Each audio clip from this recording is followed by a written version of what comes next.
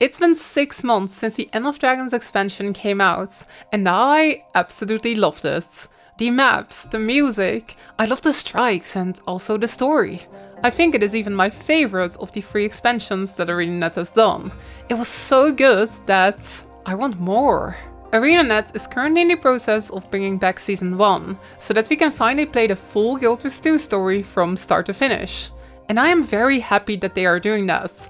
But I did already play Season 1 back in the day. I love that I can finally replay it, and I think bringing it back is really good for the future of the game. But my real excitement is for the next chapter of Canva, for Living World Season 6. Massive spoiler warning. This video talks about pretty much the entire Guild Wars 2 story so far. You have been warned. Today, I am going to speculate about Living World Season 6, about all the places which the next Canvas story chapter could be taking us. With the story of the Elder Dragons wrapped up, the story could be going literally anywhere, and that is, quite frankly, really exciting to me. But it's not like we don't have anything to base our speculation off. There are actually quite a lot of clues and mysteries hidden inside of End of Dragons, which could tell us a little bit more about where the story is going next. From Cthulhu-like sea monsters to evil purists living hundreds of years, there are actually quite a lot of possible hints. So today, let's talk about all of that. I love lore and I love speculating about the future. Let's get started. First of all, let's talk a bit about what we actually know for sure about Season 6. About half a year ago, ArenaNet wrote the following in a blog post. Finally, we are happy to confirm that we are working on the next story updates for Guild Wars 2, including a new map set in the Canva region. The story, and how we tell it, can go in so many interesting directions now that the Elder Dragon threat is addressed. I actually find this statement very intriguing. ArenaNet uses the term next story updates. They're not calling it the next Living World episode or the next Living World season. Last month, in a list of things to look forward to, ArenaNet mentioned a new location and story to experience in Canva. And around the same time, Bobby Stein, the narrative director at ArenaNet, said the following in an interview. To give a slight spoiler, the next story releases will take place in a new location in Canva, and could be a thematic extension of some of the concepts we have introduced over the years. While I can't spoil what players will encounter, I will say that it might have some foreshadowing to the next expansion. Again, ArenaNet doesn't mention living worlds, and they only mention a single location. Now, I might be reading way too much into these statements, but it wouldn't surprise me at all if ArenaNet is changing their story formula a bit. Maybe the reason that they're not saying Living Worlds is simply because they won't be calling it Living Worlds anymore. With the Iceboot Saga, ArenaNet didn't introduce as many maps as they had done in previous Living Worlds seasons. Instead of having 1 map per episode, we only got 3 maps, but some of the maps got expanded over the course of the season. I actually like this a lot. The maps feel a lot more substantial, and for me personally, they had a lot more longevity. Maybe ArenaNet will be doing something similar with Season 6. Maybe instead of spending a ton of resources making a ton of new maps, it might make more sense to make 1 or 2 really good ones. After all, you don't really need a ton of new maps to tell a good story. In Final Fantasy XIV, there are no maps introduced in between expansions at all, and that game is really successful. We also know that the next expansion is in early development, so it makes a lot of sense for ArenaNet to be smart about their resources. I might of course be super wrong though, there could just be 6 maps after all. But my guess right now is that they will be going for quality over quantity. Which brings us to the next point. What will be the brand new location in Canva, and what will the story be about? I have seen quite some people who are entirely convinced that the area names on the Canva map are the confirmed names for new maps. Drowned Kaineng, the Great Turtle Highlands, and Kirin Peak. These are all fantastic candidates for new maps, but they are by no means confirmed. These names are not the names of maps, but the names of regions in the world.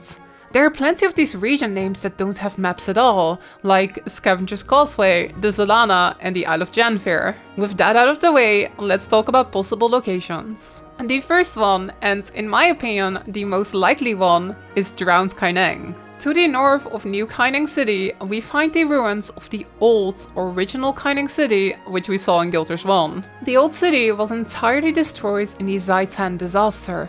The Elder Dragon Zaitan rose to the surface in ore, causing a massive tidal wave which destroyed the city. It's a cool, brand new setting inside of Canva that we didn't get to see much of in the expansion. But besides that, there are also a lot of hints towards this area in End of Dragons. Like, a lot. Several NPCs and lore books mention Raizu Palace, the original home of the Canvan royal family. And something horrific seems to be lurking inside. What are you doing here, in the ruins? Watching Raizu Palace. I worry about whatever dwells within. I feel it, the corruption. I will never stop protecting the Empire, even in death. Apparently, the Risen Presence is so potent within the palace walls, the excavation group barely crossed through the thresholds. They confirmed the bodies in the throne room, but didn't dare go any farther inside. They heard things. Screaming, mumbling, none of which sounded human. They left the bodies of the dead inside, fearful of what they might turn into. Sounds like a perfect and dangerous location for our commander to go to, and this place might also tie in perfectly with another End of Dragons mystery, the mysterious sea monster. One of the biggest teases in all of End of Dragons is an NPC who hints at something horrific in the ocean.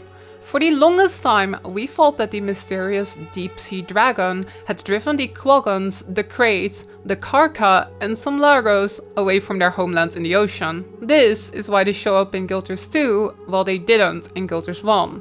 But in End of Dragons, we learned that the deep-sea dragon was Suwon, a peaceful dragon who even came to Canva's rescue when a massive tidal wave happens. So if Suwon was peaceful, what drove these underwater races away from their homelands? In New Kaining, you can talk to Magister Ella McKay, a member of the Durman Priory. She is asking herself the same question. Well, the Kraits, like the Quaggon, Karka, and even some Largos, were all driven to our shores by something in the ocean, right?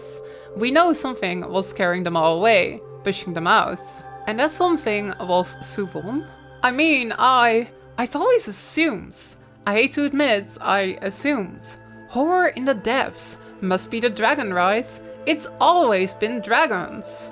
But if Suwon was in Canva for the last 100 years, what does it mean? I don't know. All of that horror doesn't line up with when the Elder Dragons awakened. It lines up with, well, it lines up with when it left. Plot twist! How mysterious. Suwon left the unending ocean to go to Canva, and then something horrific drove these underwater races away from their homelands. Something horrific, which is probably still there.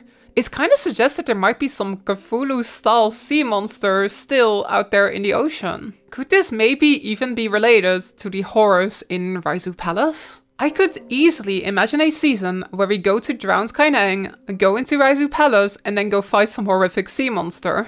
There are just a lot of clues in EOD pointing towards this. Raizu Palace gets mentioned just a little bit too often. And then there's also the case of finding a new power source for Canva now that Suwon is gone. I could easily see that being a secondary plotline in a season about the sea monster. While I think that Drowned Kaineng is the most likely candidate, there are lots of other places in Canva which could be super fun to visit as well. Personally, the #1 map on my wishlist is the other half of Xingjie Islands. I love Saiting Province. It has quickly become my favorite Guild Wars 2 map ever, so I really want to see the other half of the island too. Unfortunately, there aren't many hints and references to the other side of the islands. The biggest hint is a kid who talks about a secret mountain lady in the sky. There's this secret mountain in the sky, and some lady haunts it because she's sad her daughter died. This is clearly referencing the Sungpa Peak fractal, which takes place above this mountain. Besides that, there is also a gate in Xingjie Monastery, which leads to the other side of the islands. Of course, we cannot go through the gates. The point of interest is called the Reinforced Gate, but there is no dialogue talking about why it is reinforced. Why are so many NPCs defending this gate? And here is a big one that has been bothering me. Why is all of Xingjie Island green on the map, but somehow the west coast has turned into this black color? It wasn't like that in Guild Wars 1 at all. I'm actually very intrigued by this, and for some reason, I feel like nobody in the community is even talking about this. What happened to the other side of the island? Is it infested with Risen from the Zaitan disaster? Or did the island maybe get transformed because of the Sunqua Peak fractal? And it could also be nothing. If you look at the unexplored world map, parts of the Guildhall Island have also turned into this black color. But once you go explore the island, it looks completely green. Nothing weird seems to have happened there. But still, I think this change of color from Guild Wars 1 to Guild Wars 2 is too big to ignore. It is just so confusing to me that unlike Raizu Palace, the NPCs barely mention the other side of the island. And nobody in the community seems to be talking about this color change. If the story were to go to this area, I think a likely plotline could be dealing with the Purists. Back in Guild Wars 1, there was a post-release story about the Ministry of Purity rising to power. The Ministry of Purity was a fanatical, xenophobic organization who killed and drove out the non-humans from Canva. By the time of End of Dragons, the Ministry of Purity has fallen, but there are still purists lurking about, wanting to one day bring back their ideology to Canva. In the End of Dragons story, we discover that Minister Lee is a prominent purist and we defeat him. We also take back the Guildhall from a group of purists that have turned it into their base. But it's very likely that there are still purists lurking about, and they could very well be the antagonists of the next story. The Ministry of Purity was originally defeated near Zhendaijun on Xingjie Island, so it could make a lot of sense for a lot of these purists to be hiding somewhere else on the island. There is actually some really obscure lore that could come into play here. In one of the End of Dragons post-game collections, we learned that several of the important ministers we encounter in Guild Wars factions were still around by the time of the Zaitan disaster, making them at least 150 years old. Apparently, these important politicians were granted something called the Celestial Blessing. There isn't much known about this blessing, but it seems to have prolonged their lifespans. Back in Guild Wars 1, there was a teaser for a character called Jun Rao on the official Winds of Change website.